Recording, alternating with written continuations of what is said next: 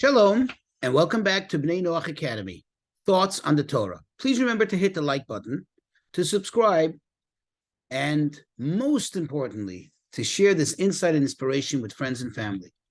So when you look at the book of Genesis, almost in the beginning, chapter 1, verse 27, and it says, and God created man, or humankind, in a divine image, creating it in the image of God, creating them male and female.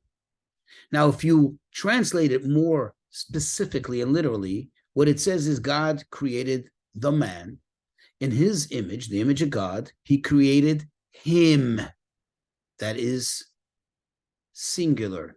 And then it concludes where it says a male and female, he created them. What does this mean exactly? Was it only him or was it them? Now, if you fast forward to chapter 2, verse 21, it describes how God formed the woman from the man, or how he, actually more accurately, separated the woman from the man. And the words it uses, it says, Vayikach achat mitzalotav. And he took one of his, well, everybody's thinking rib, right? No, that's not what it means. It says mitzal otav, one of his sides. And from there, he made the woman.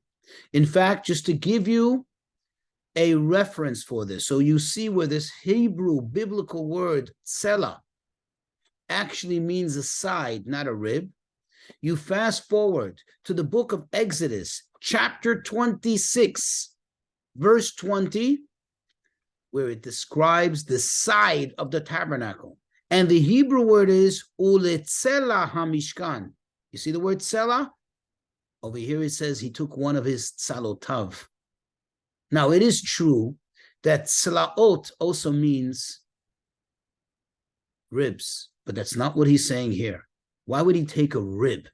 Why not a thigh? Doesn't make sense. In fact, what we know that basically God, when he created him, which is back in verse 27 in chapter 1, that him was created as male and female. He created them. So there was a him, there was a one entity, one human being that had two sides to it. There was a male side and a female side. And then God separated the female from the male. And now we are meant to come back together through marriage, as the verses continue and says, therefore man should leave his father and mother and cleave to his wife, because it's really two halves coming together. And yes, it's man and woman who are meant to get married. The concept of marriage is mentioned here. This is one of the first moral virtues that is mentioned in the Torah, saying that man should cleave to his wife, and man and woman should get married, because that's what marriage is about. It's not about bringing two opposites together. It's not about connecting two strangers. It's really about bringing two halves of one back together. Thus, by the way, perhaps comes the expression to find your soulmate. In fact, the Zohar, the holy book of Kabbalah, says that when two people get married, man and woman, it's actually two half souls coming together.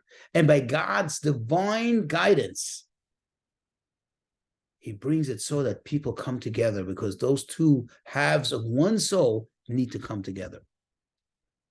And this is something very special. So then the following question, I think the answer to it is obvious. So who's greater? Men? Women? Absolutely none of them are greater than the other. No one is greater than the other. Why? Because they're really all part of one. It's just that men have their duties and women have their duties. But ultimately and essentially, they're all part of one. You cannot say the man is greater than the woman is greater than the man. We are all really equal in that sense. In our roles, in our duties, perhaps there's a difference.